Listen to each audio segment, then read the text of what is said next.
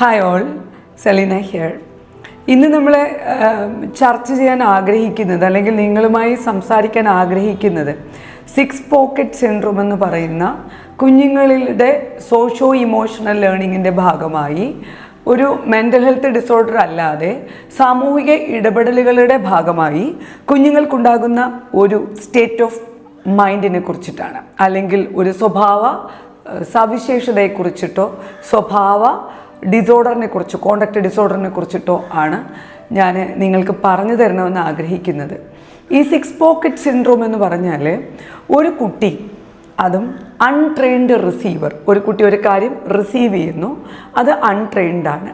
എന്നാൽ കൊടുക്കുന്ന ഒരാൾ, അതായത് ഗിവർ എന്ന് പറയുന്നത് father mother, father mother and father father, grand mother grand father, then mother's mother and mother's father, ഇങ്ങനെ മിനിമം 4 ഗ്രാൻഡ് പാരൻസും അല്ലെങ്കിൽ 4-ൽ കുറയാത്ത ഗ്രാൻഡ് പാരൻസും അപ്പനും അമ്മയും ചേർന്ന് 6 പേരാകുന്ന 6 പോക്കറ്റ് സിൻഡ്രോത്തിൻ്റെ ഇരകളാണ് നമ്മുടെ കുഞ്ഞുങ്ങൾ എന്ന വസ്തുതയാണ്.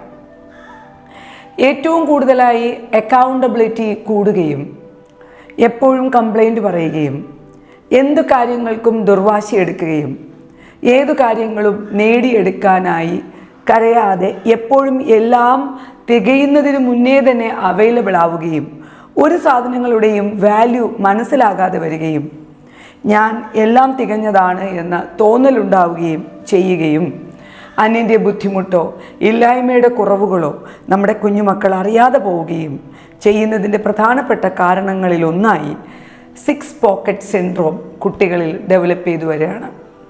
സത്യത്തിൽ ഇത്തരം കാര്യങ്ങളൊക്കെ വായിക്കുമ്പോൾ പലപ്പോഴായിട്ട് എൻ്റെ പ്രായത്തിലുള്ള 40s ആളുകൾ അല്ലെങ്കിൽ 80 കിഡ്സ് ചോദിക്കാറുണ്ട്, സെലീന ഇതൊക്കെ പണ്ട് എന്താ ഇല്ലാത്തത്, ഇതെന്താ ഇപ്പം മാത്രമുള്ളത്, എന്തുകൊണ്ടാണ് ഇതിനൊക്കെ ഇത്രയും പ്രാധാന്യം ഇപ്പോൾ നിങ്ങളൊക്കെ കൊടുക്കുന്നത്, ഇങ്ങനെ പ്രാധാന്യം കൊടുക്കല്ലേ എന്ന് പറയാറുണ്ട്. പക്ഷെ എനിക്ക് എല്ലാവരോടും പറയാനുള്ളത്, പണ്ടും ഇത്തരം കാര്യങ്ങൾ ഉണ്ടായിട്ടുണ്ടാവും.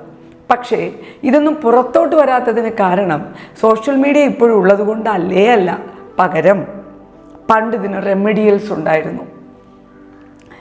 ഒരു ജോയിൻറ്റ് ഫാമിലി സിസ്റ്റത്തിൽ 6 പോക്കറ്റ് സിൻഡ്രോം ഉണ്ടെങ്കിൽ അവിടെ 20-ൽ പരം ആളുകളുണ്ടെങ്കിൽ, അല്ലെ പോട്ടെ മിനിമം 10 പേരുണ്ടെങ്കിൽ, അച്ഛൻ അമ്മ, അച്ഛൻ്റെ 3 സഹോദരങ്ങൾ, അമ്മയുടെ 3 സഹോദരങ്ങൾ അല്ലെങ്കിൽ 2 സഹോദരങ്ങൾ, അപ്പത്തിന് നമ്മൾ വീട്ടിൽ എണ്ണം 3, 2, 5, 2, 7 പക്ഷെ അതിൻ്റെ കുട്ടികളും കൂടി ആകുമ്പോൾ എങ്ങനെ പോയാലും 20-ൽ പരം ആളുകൾ ഒരു കൂട്ടുകുടുംബ വ്യവസ്ഥിതിയിലുണ്ടെങ്കിൽ 6 പോക്കറ്റ് സിൻഡ്രോം എങ്ങനെ വരാനാണ്?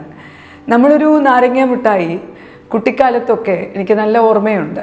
എൻ്റെ പ്രായത്തിൽ 5 പൈസയുടെ നാരങ്ങ മിഠായി എൻ്റെ വായ്ക്കുള്ളിൽ തുണി കൊണ്ട്, എൻ്റെ ഷോള് കൊണ്ട് കടിച്ചു പൊട്ടിച്ചായിരിക്കും എൻ്റെ മൂത്ത സഹോദരനും ഇളയ സഹോദരനും ഞാൻ കൊടുത്തിരുന്നത്. പണ്ട് കാലത്ത് കൊടുക്കുന്നത് വളരെയധികം ബുദ്ധിമുട്ടുണ്ടായിരുന്നത് കൊണ്ട് തന്നെ ഏറ്റവും കൂടുതൽ നൽകിയിരുന്നത് മൂത്ത ആങ്ങളെയായിരുന്നു.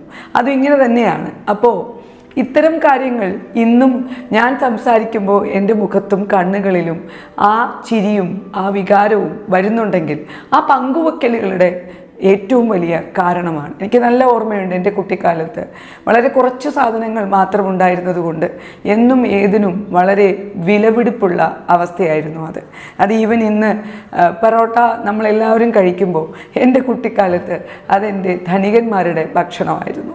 അപ്പോൾ ഇത് നമ്മൾ ഒരു കപ്പ് പാല് 3ആയി ഡിവൈഡ് ചെയ്ത് ഞങ്ങൾക്ക് തരുമ്പോൾ ഞങ്ങൾക്കത് പാലായിട്ടായിരിക്കില്ല കുടിക്കുന്നത്, അല്ലേ? അപ്പോൾ അത്തരത്തിലുള്ള കാര്യങ്ങൾ പണ്ട് കാലത്തുണ്ടായിരുന്നത് ഇന്നിൻ്റെ മക്കൾക്ക് കൊടുക്കാനുള്ള സാഹചര്യമൊന്നും വേണമെന്ന് ഞാൻ നിർബന്ധിക്കുന്നില്ല. പകരം എല്ലാവർക്കും എല്ലാ സംവിധാനങ്ങളും ഉള്ളത് വളരെ നല്ലതാണ്, ഭാഗ്യകരമാണ്, അത് രക്ഷകർത്താക്കളുടെ മേന്മയാണ്, സമൂഹത്തിൻ്റെ സപ്പോർട്ടാണ്. പക്ഷേ പകുത്തു കൊടുക്കലുകൾ ഇല്ലാതെ പോകുന്നത് കൊണ്ട് 6 പോക്കറ്റ് സിൻഡ്രോം കുട്ടികളിൽ ഒരുപാടധികം മെൻ്റൽ ഹെൽത്ത് ഡിസോർഡറിന് കാരണമാവുകയാണ്.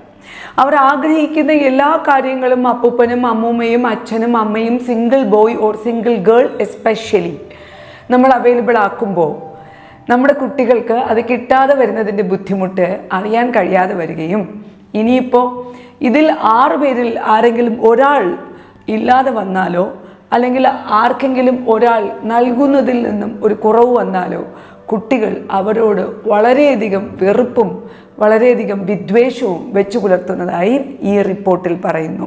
ഒപ്പം കൊടുക്കുന്നത് കൊണ്ട് മാത്രം സന്തോഷം കിട്ടുകയും അത് എന്ത് ചെയ്യണമെന്നറിയാതെ അത് ഡിസ്ട്രക്റ്റീവ് ആക്കുകയും ഒരു മൂല്യമുള്ള ഒരു സാധനത്തിൻ്റെ വില മനസ്സിലാക്കാതെ കൊടുക്കുന്നത് കൊണ്ട് അതിൻ്റെ use and misuse or throw and come up കുട്ടികൾക്ക് അറിയാതെ പോവുകയും ചെയ്യുന്നു. ഇതിൻ്റെ ഫലം എന്താണെന്ന് ചോദിച്ചാൽ അവർ കുറച്ചുകൂടി മുന്നോട്ട് വളർന്ന് വരുമ്പോൾ ഇവർക്ക് എന്ത് ചോദിക്കണം എന്ത് ചോദിക്കണ്ട എന്ന അറിവുകേടുകൾ ഉണ്ടാവുന്നു. പകരം എന്ത് തെറ്റുകളും ഒരുപാട് കുട്ടികൾ വരുന്നുണ്ട്, എന്ത് തെറ്റുകൾ ചെയ്താലും അവർ ഓപ്പണായിട്ട് പറയുന്നെന്ന് പാരൻസ് പറയുന്നുണ്ട്. പക്ഷേ വളരെ സങ്കടകരമായി പറയുന്നത് ഈ നമുക്കൊരിക്കലും നമ്മുടെ രക്ഷകർത്താക്കളോട് പറയാൻ ധൈര്യമില്ലാതിരുന്ന കാര്യങ്ങൾ ജെൻസി പറയുന്നുണ്ടെങ്കിൽ അത് അവരുടെ കുഴപ്പമല്ല. എന്ത് പറയണം പറയണ്ട എന്ന് എങ്ങനെ പറയണമെന്ന പ്രാക്ടീസ് നമ്മൾ അവർക്ക് കൊടുത്തിട്ടില്ലാത്തത് കൊണ്ടാണ്. അല്ലെങ്കിൽ അങ്ങനത്തെ ഒരു സാഹചര്യങ്ങൾ ഈ 6 പോക്കറ്റ് സിൻഡ്രം പോലെയുള്ള അവസ്ഥകളുള്ള സ്ഥലത്ത് ഇപ്പം 6 പോക്കറ്റ് പോട്ടെ, 3 പോക്കറ്റ് ആയിക്കോട്ടെ, അല്ലെങ്കിൽ 2 പോക്കറ്റ് ആയിക്കോട്ടെ, കൊടുക്കാൻ ഒരാളല്ലേ ഉള്ളൂ, അല്ലെങ്കിൽ 2 പേരല്ലേ ഉള്ളൂ. അതിൽ നമ്മൾ പകത്ത് കൊടുക്കാൻ താല്പര്യപ്പെടുന്നില്ല. നമ്മളിപ്പോൾ ഒരു ഡയറി മിൽക്ക് വാങ്ങുന്നുണ്ടെങ്കിൽ അത് 2 എണ്ണമാണ് 2 മക്കൾക്ക് വാങ്ങുന്നത്. പലപ്പോഴും ഞാൻ ചോദിക്കുമ്പോൾ രക്ഷകർത്താക്കൾ പറയാറുണ്ട്, അവരല്ലെങ്കിൽ അടിവെക്കും. അവർ അടിവെച്ച് പകുത്തു കഴിക്കുന്നതിലാണ് അവരുടെ ലൈഫ് സ്കില്ലുകളും സോഷ്യൽ സ്കില്ലുകളും കിട്ടുന്നത് എന്ന് നമ്മളുടെ പ്രസൻസിൽ, പാരൻസിൻ്റെ പ്രസൻസിൽ നമ്മൾ അവർക്ക് പഠിപ്പിച്ചു കൊടുക്കുകയാണ് ചെയ്യേണ്ടത്. ഇപ്പോൾ 50 ഗ്രാംസിൻ്റെ ഒരു ചോക്ലേറ്റാണ് നമ്മുടെ കയ്യിൽ ഇരിക്കുന്നത് എങ്കിൽ 5 പേരുണ്ടെങ്കിൽ 10 ഗ്രാം വീതം ഒരു കത്തിയെടുത്ത് അത് കട്ട് ചെയ്ത് പൊളിച്ച് കട്ട് ചെയ്ത് അതിൽ വീട്ടിലെ ഏറ്റവും ചെറിയ കുട്ടി 5 പേർക്കും കൊടുക്കുന്നതിലുള്ള കണ്ടീഷണൽ സാറ്റിസ്ഫാക്ഷൻ നമ്മുടെ കുട്ടികൾക്ക് കൊടുക്കുന്നുണ്ടോ എന്ന് നിങ്ങൾ തിരിച്ച് ചിന്തിക്കുക. അവരെ കുറ്റം പറഞ്ഞ് ജെൻസി എന്ന് പറഞ്ഞ് നമ്മൾ മുദ്രകുത്തി അല്ലെങ്കിൽ ഇത്രയും അധികം ആൽഫ കിഡ് എന്ന് പറഞ്ഞ് സ്വയം നടക്കുന്ന സമയത്ത് 90s 80s അല്ലെങ്കിൽ 20s ഒക്കെ പ്രത്യേകം ശ്രദ്ധിക്കുക. നമ്മുടെ കുട്ടികൾക്ക് പകുത്തു കൊടുക്കുന്നതിൽ ഈ 6 പോക്കറ്റ് സിൻഡ്രോം നിങ്ങളെ ബാധിക്കുന്നില്ലേ? അത് പ്രത്യേകമായിട്ട് ശ്രദ്ധിക്കുക. ഇനി എന്താണ് ഇതിനൊരു സൊല്യൂഷൻ? ഏതാണ്ട് നിങ്ങൾ 2 വയസ്സ് തൊട്ട് 7 വയസ്സ് വരെ നിരന്തരമായി ഇപ്പോൾ ഒരു കിൻഡർ ജോയ് ചോദിച്ചു കൊടുത്തില്ല എങ്കിൽ അതേ ഷോപ്പിൽ അവർ വീണ് കിടന്ന് കരയുന്നു. അത് കരയുന്നത് കൊണ്ട് മാത്രം നമ്മൾ പെട്ടെന്ന് എടുത്തത് വാങ്ങിക്കൊടുക്കുന്നു, അവൈലബിൾ ആക്കുന്നു. Easy availability of a product or a raw material or a valuable thing will never make you valuable dear parents. ഇല്ലായ്മകൾ ഇല്ല, ഇപ്പോൾ ചെയ്യാൻ കഴിയില്ല എന്ന് നോ പാരൻറ്റിങ് ഡെവലപ്പ് ചെയ്യേണ്ടിയിരിക്കുന്നു. നമ്മളിൽ എത്ര പേർ നോ പറയുന്നുണ്ട്? ലാളന കൊണ്ടോ സ്നേഹം കൊണ്ടോ ഞാനല്ലാതെ ആരാ വാങ്ങിക്കൊടുക്കാനുള്ളത് എന്ന തോന്നൽ കൊണ്ടോ, എനിക്കേ കിട്ടിയില്ല നിനക്കെങ്കിലും തരട്ടെ എന്ന തോന്നൽ കൊണ്ടോ, എനിക്ക് നീ പ്രിയപ്പെട്ടവനാണ് മോനെ മോളെ എന്ന കരുതൽ കൊണ്ടോ നിങ്ങൾ വാങ്ങിക്കൊടുക്കുന്നത് ഇത് എല്ലാം ഇങ്ങനെ അവൈലബിൾ ആക്കുന്ന 6 പോക്കറ്റ് സിൻഡ്രോം നിങ്ങൾ നിർത്തലാക്കണമെന്നാണ് പറയുന്നത്. പക്ഷേ ശ്രദ്ധിക്കണം, നിങ്ങൾ കണ്ടിന്യൂസ് ആയിട്ട് ചെയ്തുകൊണ്ടിരിക്കുന്ന ഒരു കാര്യം പെട്ടെന്ന് നിങ്ങൾക്ക് നിർത്തലാക്കാൻ കഴിയില്ല. അത് കിട്ടാതെ വരുമ്പോഴുള്ള ഡിസാറ്റിസ്ഫാക്ഷന് എന്തൊക്കെ പരിമിതികൾ പറഞ്ഞു കൊടുക്കാമെന്ന് അവരെ നിങ്ങൾ പഠിപ്പിക്കണം. ഇപ്പോൾ പെട്ടെന്ന് നന്നായി 1 മണിക്കൂർ ടൈം കൊടുത്തിട്ട് 1 മണിക്കൂർ ഗെയിം കളിച്ചുകൊണ്ടിരിക്കുമ്പോൾ ഓടിപ്പോയി മൊബൈൽ ഫോൺ തിരിച്ചു വാങ്ങുമ്പോൾ അവർ ഉപയോഗിക്കുന്ന ബാഡ് വേർഡ്സിന് കൗൺസിലിംഗ് കൊടുക്കേണ്ട കാര്യമില്ലല്ലോ. അപ്പോൾ ഒരു അതിർവരമ്പുകൾ നമ്മുടെ വീട്ടിൽ വെക്കുന്നതിന് നമ്മൾ എത്ര സമയം മൊബൈൽ ഫോൺ ഉപയോഗിക്കുന്നുണ്ട് എന്ന് ചിന്തിക്കേണ്ടിയിരിക്കുന്നു. ഞാൻ സോഷ്യൽ മീഡിയയും ഇൻസ്റ്റഗ്രാമും എത്രത്തോളം ഉപയോഗിക്കുന്നു എന്നത് ഞാൻ ചിന്തിക്കേണ്ടിയിരിക്കുന്നു. ഞാൻ എൻ്റെ മക്കളോട് പറയുമ്പോൾ പല കുട്ടികളിലേക്കും നിയർ ബൈ ആയിട്ടുള്ള സെഷൻസിൽ അച്ഛൻ്റെയും അമ്മയുടെയും ഇമെയിൽ ഹാക്ക് ചെയ്യുകയും അവർ സംസാരിക്കുന്ന പേഴ്സണലായ ചാറ്റുകൾ, ചിലപ്പോൾ അവരുടെ പെൺ സുഹൃത്തുക്കൾ, ആൺ സുഹൃത്തുക്കൾ, നല്ല സുഹൃത്തുക്കൾ ഇവരോടൊക്കെ സംസാരിക്കുന്ന ചാറ്റുകൾ ഹാക്ക് ചെയ്ത് സ്ക്രീൻഷോട്ട് എടുത്തിട്ട് അച്ഛൻ സംസാരിക്കുകയാണെങ്കിൽ അമ്മയ്ക്കും, അമ്മ സംസാരിക്കുകയാണെങ്കിൽ അച്ഛനും കൊടുത്തിട്ട് ആ വീട്ടിലുണ്ടാകുന്ന പ്രശ്നങ്ങളെ കൈവിട്ടു പോകുന്ന അവസ്ഥയിലേക്ക് കുട്ടികൾ എത്താറുണ്ട്. ഇങ്ങനെ കുട്ടികൾ ചെയ്യുന്നതിന് കുട്ടികളെ കുറ്റപ്പെടുത്തി സൈക്യാട്രിയിലേക്ക് വിടുന്ന ഒരുപാട് അവസ്ഥകളും കഴിഞ്ഞ് എൻ്റെ അടുത്തേക്ക് എത്തിയ 1, 2, 3 കുട്ടികളോട് രക്ഷകർത്താക്കളോട് ഞാൻ പറഞ്ഞത് ഞാൻ നിങ്ങളോട് പറയുന്നു. നമ്മൾ കുട്ടികളോട് മൊബൈൽ ഫോൺ കൊടുക്കുമ്പോൾ എനിക്കറിയാത്തത് ഇവനറിയാം, ഇവൻ ഭയങ്കര ടെക്കിയാണ് എന്ന് പറയുന്നതിനേക്കാളും എനിക്കറിയുന്നത് മതി, ഞാൻ അത് പഠിച്ചോളാം, അല്ലെങ്കിൽ എനിക്കറിയുന്നത് നീ അറിയേണ്ട ആവശ്യമില്ല എന്ന നല്ലൊരു അതോറിറ്റേറ്റീവ് പാരൻറ്റിങ്, വളരെ വ്യക്തമായ രൂപരേഖകൾ കൊടുത്തുകൊണ്ടുള്ള, അതിർവരമ്പുകൾ സൃഷ്ടിച്ചുകൊണ്ടുള്ള, ഡൂസ് ആൻഡ് ഡോൺസ് കൊടുത്തുകൊണ്ടുള്ള ഒരു പാരൻറ്റിങ് നമുക്കുണ്ടോ? നമ്മൾ അങ്ങനെ അത് ചെയ്യുന്നുണ്ടോ? അത് കൃത്യമായി നമ്മൾ പുനഃപരിശോധിക്കേണ്ടിയിരിക്കുന്നു. ഇപ്പോൾ 6 പോക്കറ്റ് സിൻഡ്രോത്തിൻ്റെ ഒരു ഇരയുടെ കേസ് സ്റ്റഡിയിലേക്ക് ഞാൻ വരാം. ആ ഒരു കുഞ്ഞ് സിംഗിൾ പാരൻറ്റിങ്ങിൻ്റെ സിംഗിൾ ബോയാണ്. അപ്പോൾ ആ കുട്ടി നമ്മുടെ അടുത്തേക്ക് സെഷൻ വരികയാണ്, പാരൻസും കൊണ്ടുവരികയാണ്. സാധാരണഗതിയിൽ നിന്ന് വ്യത്യസ്തമായി വളരെയധികം ഇൻവോളണ്ടറി ആയിട്ടുള്ള ഒരു ബോഡി പെയിൻ അവനുണ്ടാകുന്നു. എന്തുകൊണ്ടാണ് ഈ ബോഡി പെയിൻ എന്നത് മെഡിക്കൽ സയൻസിൽ അതിപ്രശസ്തരായ 4 or 5 ഹോസ്പിറ്റലുകൾ കയറിയിറങ്ങി അഡ്മിറ്റ് ചെയ്ത് പരിശോധിക്കുന്നു. അതിനൊന്നും തന്നെ ഒരു സൊല്യൂഷൻ കിട്ടുന്നില്ല. സൊല്യൂഷൻ കിട്ടാതെ വന്നപ്പോൾ എന്തു ചെയ്യുന്നു? ഹോസ്പിറ്റലിൻ്റെ എൻഡിലുണ്ടായിരുന്ന ന്യൂറോളജിസ്റ്റ് അവരോട് ഒരു കൗൺസിലിംഗ് സൈക്കോളജിസ്റ്റിനെ കാണിക്കാൻ പറയുന്നു. അത്തരത്തിൽ അത് റെഫർ ചെയ്യപ്പെടുന്നു. എന്തായാലും നമ്മൾ സംസാരിച്ച് വരുമ്പോൾ നോക്കൂ, ഈയിടെ പാലക്കാട് ജില്ലയിൽ മരണപ്പെട്ടു പോയ, ഇൻസ്റ്റഗ്രാമിൽ ഒരു ഓഡിയോ അല്ലെങ്കിൽ ചാറ്റ് ചെയ്ത് തെറ്റായി പോയ പദം ഉപയോഗിച്ചതിന് ചാറ്റ് ചെയ്ത കുട്ടി സൂയിസൈഡ് ചെയ്യാനുണ്ടായ അതേ കാരണത്തിലൊരു കുട്ടി വരികയാണ്. അതായത് odd and error or something ഒരു ഗെയിമുണ്ട് കുട്ടികൾക്കിടയിൽ. അത് കളിച്ചുകൊണ്ടിരിക്കുന്നതിനിടയിൽ ഫെയിലായി പോയ കുട്ടിയോട് ഒരു ടാസ്ക് പറയുകയാണ്, നീ ഇങ്ങനെ ഒരു വെബ്സൈറ്റ് ഉണ്ട്, അവിടെ പോയിട്ട് ഒരു ഹായ് കൊടുക്കണമെന്ന് വളരെ തമാശയോടുകൂടി അവൻ്റെ പിയറായിട്ടുള്ള കൂട്ടുകാരൻ പറയുകയാണ്. അവൻ ആ വെബ്സൈറ്റിലേക്ക് പോയി. ഞാൻ പറഞ്ഞു 6 പോക്കറ്റ് സിൻഡ്രോമാണ്. അവന് ലാപ്ടോപ്പുണ്ട്, മൊബൈൽ ഫോണുണ്ട്, അപ്പൻ്റെയും അമ്മയുടെയും അമ്മൂമ്മയുടെയും അപ്പൂപ്പൻ്റെയും ഫോണുകൾ ഉപയോഗിക്കാനുള്ള പെർമിഷനുണ്ട്. അതിന് നിയന്ത്രണങ്ങളുമില്ല. ഇവൻ അപ്പോൾ എന്ത് ചെയ്യുന്നു? തൻ്റെ അച്ഛൻ്റെ ഫോണിൽ നിന്നും ഒരു മെസ്സേജ് കൊടുക്കുന്നു. നിരന്തരമായി അവൻ്റെ ഇൻസ്റ്റഗ്രാം ഐഡിയിലേക്ക് ബാഡ് വീഡിയോസും പോൺ വീഡിയോസും വരുന്നു. എന്താണ് ചെയ്തതെന്ന് അറിയപ്പെടാതെ അവൻ ഇൻസ്റ്റഗ്രാം അൺഇൻസ്റ്റാൾ ചെയ്യുന്നു. ഡിലീറ്റ് ചെയ്യുന്നില്ല, അൺഇൻസ്റ്റാൾ ചെയ്യുന്നു. വീണ്ടും ഇതിൻ്റെ മെസ്സേജുകൾ അവൻ ഏതൊക്കെ മൊബൈലിൽ നിന്നും ഇൻസ്റ്റഗ്രാം ഓപ്പൺ ചെയ്തിട്ടുണ്ടോ ആ മൊബൈലിലേക്കൊക്കെ മെസ്സേജുകൾ വരുന്നു. ഏതാണ്ട് 85,000-ഓളം രൂപ കുട്ടിയോട് ചോദിക്കുന്ന ഒരു സ്ത്രീയുടെ ശബ്ദം വരുന്നു.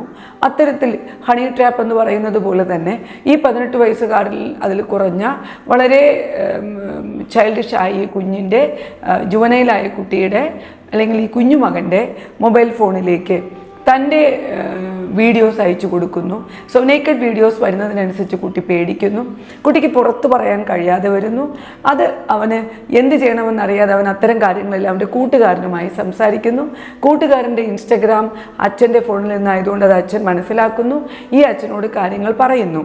ഞാൻ പറയുന്നത് ഇത്തരം ബ്ലാക്ക് സൈറ്റുകൾ ഉണ്ടെന്നും ഇത് എന്താണെന്നും അവർ ചോദിക്കുന്ന കാര്യങ്ങൾ കൊടുക്കാൻ പാടില്ല എന്നും നമ്മൾ പാരൻസ് അത് കൃത്യമായ അവബോധം കൊടുക്കുകയോ ഇത്തരത്തിൽ സ്റ്റെമ്മും സ്പോക്കൺ ഇംഗ്ലീഷും ഒക്കെ നമ്മൾ പഠിപ്പിച്ച് നടക്കുന്നതിൻ്റെ കൂട്ടത്തിൽ മെൻ്റൽ ഹെൽത്തിൽ ഇങ്ങനെയുള്ള ചതികളുണ്ടെന്നും ഈ ബുള്ളിയിങ് സൈബർ ബുള്ളിയിങ് ആണെന്നും ഇതിന് കൃത്യമായ ഈ രൂപരേഖ ഗവൺമെൻറ്റിനുണ്ടെന്നും അതിൽ നീ എന്ന് പറയുന്ന 18 വയസ്സുകാരന് ഒരുപാട് സംരക്ഷിത നിയമങ്ങളുള്ള നാടാണ് നമ്മുടേതെന്നും നിനക്ക് അങ്ങനെ എന്തെങ്കിലും പ്രശ്നം പറ്റിപ്പോയാൽ നീ കൂട്ടുകാരനോട് പറഞ്ഞ് സങ്കടപ്പെടുന്നതിനേക്കാളുപരി നീ ഈ ടോൾ ഫ്രീ നമ്പറിലേക്ക് വിളിക്കണമെന്നും ആ ടോൾ ഫ്രീ നമ്പറുകൾ എല്ലാ മതജാതി സിംബലുകളെയും മാറ്റിവെച്ചുകൊണ്ട് ഈ ടോൾ ഫ്രീ നമ്പറുകൾ, ചൈൽഡ് ഫ്രണ്ട്ലി നമ്പറുകൾ, സൂയിസൈഡ് പ്രിവെൻഷൻ നമ്പറുകൾ, ഓരോ സ്കൂളിനും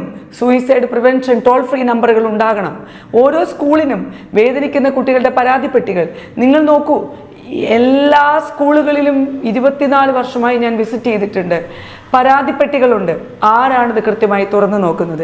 പല സ്കൂളുകളുടെയും കോമൺ കംപ്ലൈൻറ്റ് ബോക്സുകൾ പ്രിൻസിപ്പളിൻ്റെയോ അല്ലെങ്കിൽ ഞാൻ പറയുന്നത് മെജോറിറ്റിയാണ്, മൈനോറിറ്റി സ്കൂളുകളെ കുറിച്ചിട്ടല്ല. മൈനോറിറ്റി ഒരു 30% സ്കൂളുകൾ ഇത് പാലിക്കുന്നവരുണ്ട്. ഇല്ല എന്ന് പറയാൻ കഴിയില്ല. പക്ഷേ 70% ഈ മരണം നടക്കുന്നത് എങ്കിൽ കംപ്ലൈൻറ്റ് ബോക്സുകളെല്ലാം മറ്റു പല സ്ഥലത്താണ്. ഇനി ഒരു കംപ്ലൈൻറ്റ് ബോക്സ് വെക്കുന്നത് സ്കൂളിൻ്റെ ഫ്രണ്ടിലാണ്. ഒരു കുട്ടി ഒരു കംപ്ലൈൻറ്റ് എഴുതിക്കൊണ്ടിടാൻ ഒരു രഹസ്യ രൂപമുള്ള അല്ലെങ്കിൽ ക്യാമറകളുടെ സാന്നിധ്യം ഇല്ലാത്തൊരു സ്ഥലമാണെങ്കിലല്ലേ അവൻ്റെ കോൺഫിഡൻഷ്യാലിറ്റിയിലും ഡേറ്റ പ്രൊട്ടക്ഷനിലും അവിടെ ഒരു കത്ത് എഴുതിയിടാൻ കഴിയുള്ളൂ. സോ കുട്ടികളുടെ നീതികൾക്ക്, കുട്ടികളുടെ നിയമങ്ങൾക്ക് കൃത്യമായ നീതി കിട്ടത്തക്കവണ്ണമുള്ള ആറ്റിറ്റ്യൂഡാണോ നമ്മൾ വീട്ടിലും സ്കൂളുകളിലും ഒക്കെ ചെയ്യുന്നത്? ഈ 6 പോക്കറ്റ് സെൻ്ററത്തെക്കുറിച്ചൊന്ന് ആലോചിച്ച് നോക്കൂ.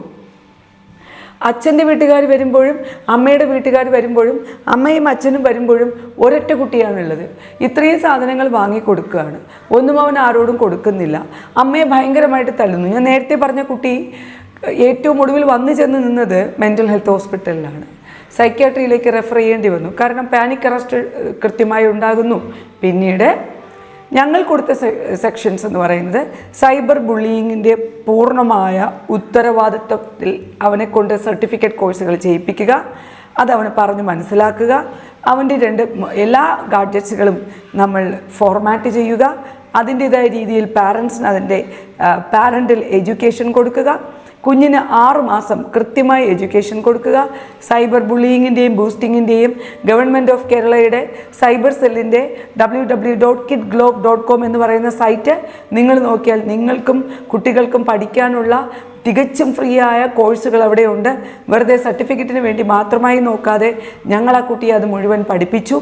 അതിനുശേഷം ഇങ്ങനെയുള്ള ആളുകൾ വിളിച്ചാൽ, ഇത്തരത്തിലുള്ള ആളുകൾ നേക്കഡ് ഫോട്ടോസ് ചോദിച്ചാൽ എന്താണ് മറുപടി പറയേണ്ടതെന്ന് അവനെ ബോധ്യപ്പെടുത്തി, അതവനെ പഠിപ്പിച്ചു.